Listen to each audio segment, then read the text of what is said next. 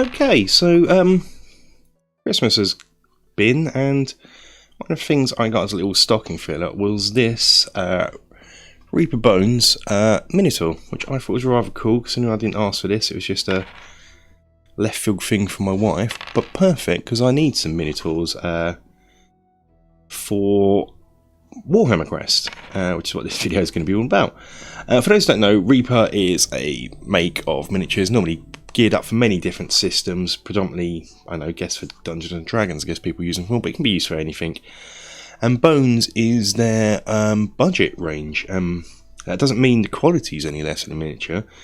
It's the same, normally the same sort of sculpt as their metal range and resin range, but it's done in this plastic. So, and they're just a few quid each. So this is the Minotaur, so I thought we'd have a look at him in a minute. What I'll do is I'll adjust the focus to about here, so we can have a good look at the detail. Done the focus and turned down the light so you can see the detail. So that's what he looks like in the box. Well, let's rip him open. Let's have a look. A little mini unboxing. Now, I did want to, if I was going to use, and let me just get it open because of the mic piercing sound of opening. That's what he looks like. I did want to kind of get as many models to have that Games Workshop feel as possible. I don't know if this captures that, 'cause it's a bit modern. I wanted that 90s Games Workshop thing.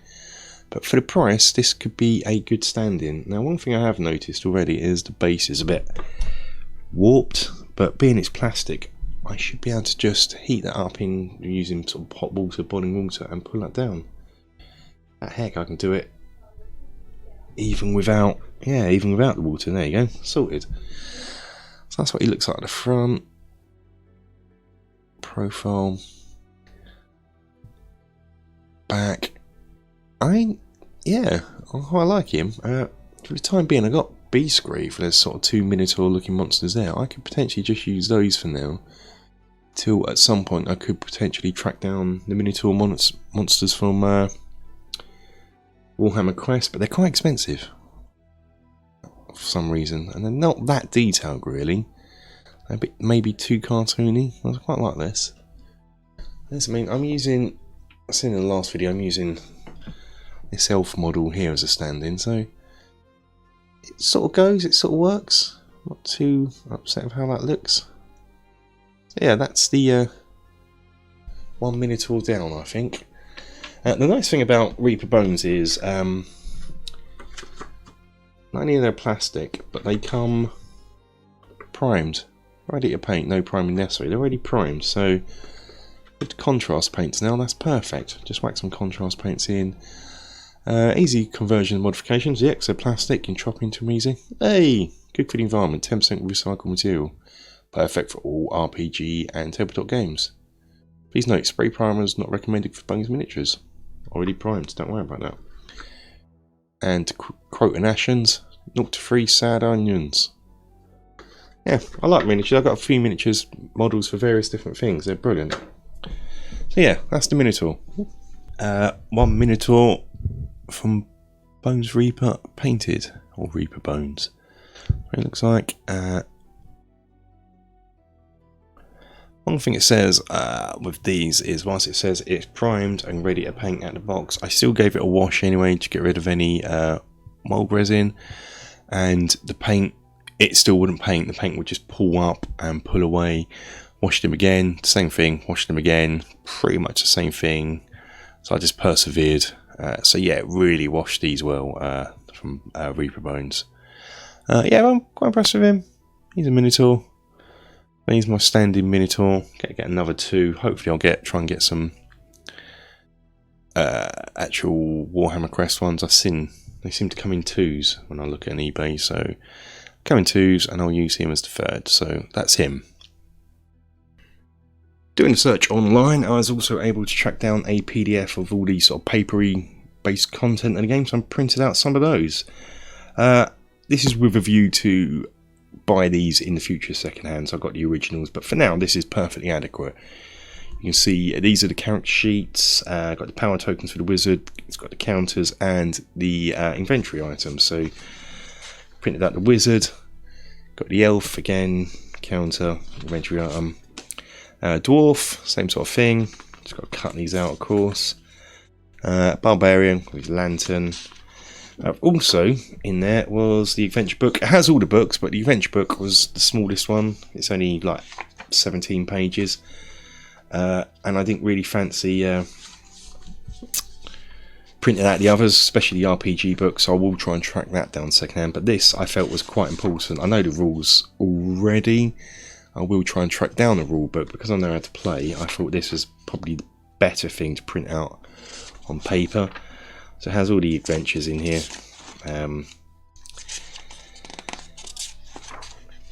Yeah, has something here that I'm probably not going to use. Might do, creating your own event cards. Has a play sheet as well, which is great, always handy to have. So you can look this up. But I've also found this as well, which is a nice play sheet. So it has all the rules summary there. So I'll have this when we play, just so I don't have a physical copy of the rule book yet, even though I said I know how to play. If we need to look something up, we got something there we can refer to. So that's those as the printable objects. Next up is the dungeon cards, which I can't seem to find without having to buy all the tiles. Don't need the tiles, I've been making those myself. But so I'm going to have a go at printing those out next. So the next card component I was missing, and probably one of the most important ones, was the actual dungeon cards, the dungeon deck. Whilst there was a PDF included in the stuff I found, I wasn't very happy with it, so I kind of made my own. Because what I wanted to do is make it duplex printing, so you got the backs on the back of the sheet, and then over here you got the front of the cards here, and so you can print those out duplex on some thick printing card, and then you can cut them out like I've done here, and you have the deck on the backing on the back. Yeah, I'm happy with these. Slight misalignment on the background picture. It's a bit, could have been moved over a few mil, but I'm happy with that for this. So here they are in comparison to the other cards. They're good size as well. Show you the treasure card. Let's pick the what's this, Defiant Chasm. That's what they look like together. There's not too much difference in the size of them. In fact, they're exactly the same size. Will I round the corners? I might do. I'm going to be bothered. Corners on these are not rounded, so I might get a pair of scissors. But for now, probably not. Probably just leave it like this. So all I've got to do now is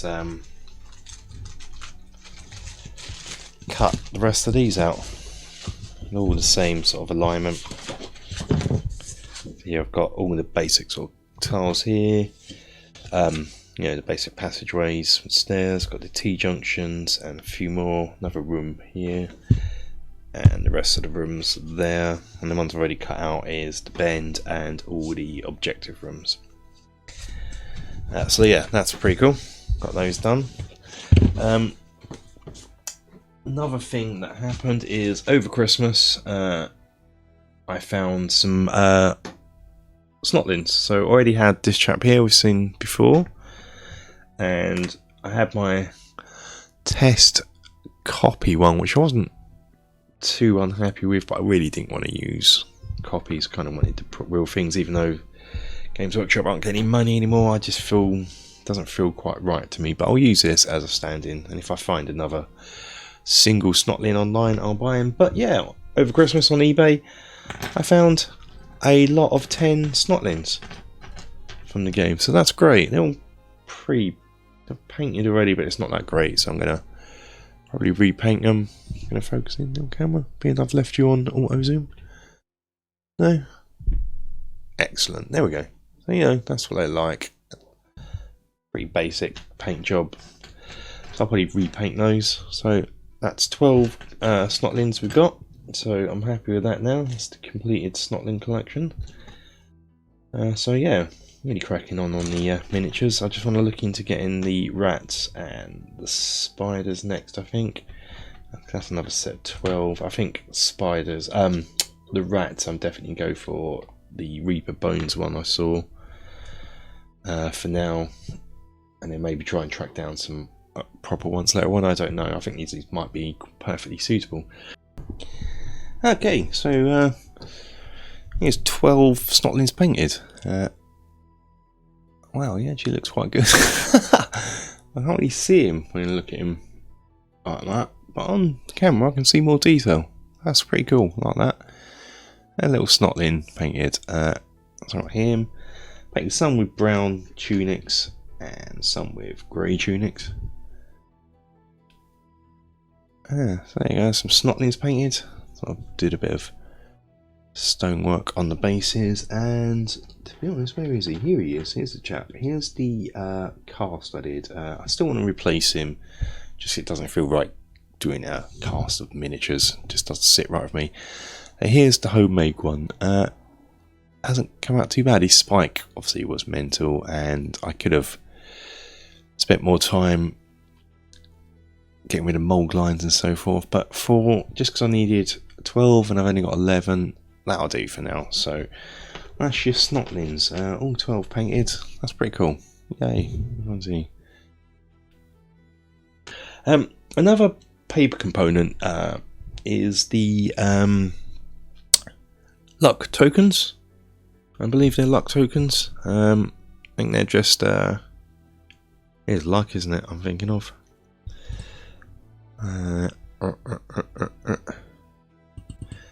Hold on, let me just yeah, luck tokens, isn't it? The power tokens I've got printed out on the wizard stuff, but luck tokens are, and if you look, they're just little gold coins on a cardboard chit. So I thought, why not just get some plastic gold coins from them that I can give out. So these are some pirate coins. There's 12 in a pack. I bought a job lot, so I got a shed load of them, but so there's 12 in a pack, so I'm just going to use these. I did kind of want more of a chest icon on it, but this is a skull and crossbones, so I'm not too worried, but that's what I'm going to be using as luck tokens in the game, these things here. I think that's actually better than the cardboard chits, so yeah, so that's that. And that's this video update, I think. I'll leave it here, otherwise it could get too long for these things. I've made a list of stuff I need to get, so I think I'll just quickly go through that before I end the video.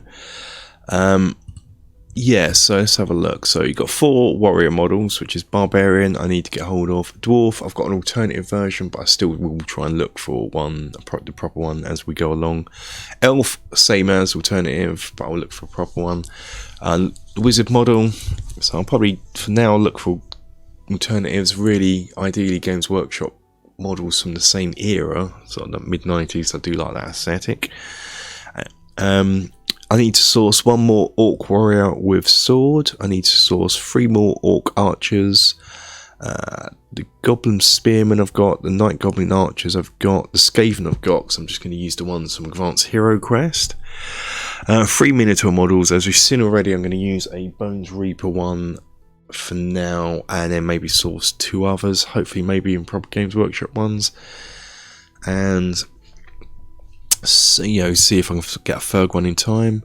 I need 12 spider models, 12 bat models, the rat models. I'm going to just get some Bones Reaper ones. Snotlings, 12 I've got. Dungeon doorways, I'm probably going to, I've seen what I'm going to get.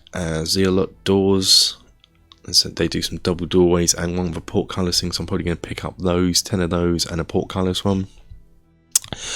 Rulebook I don't have, but I do have a PDF, so I know the rules. Adventure book we printed out on this.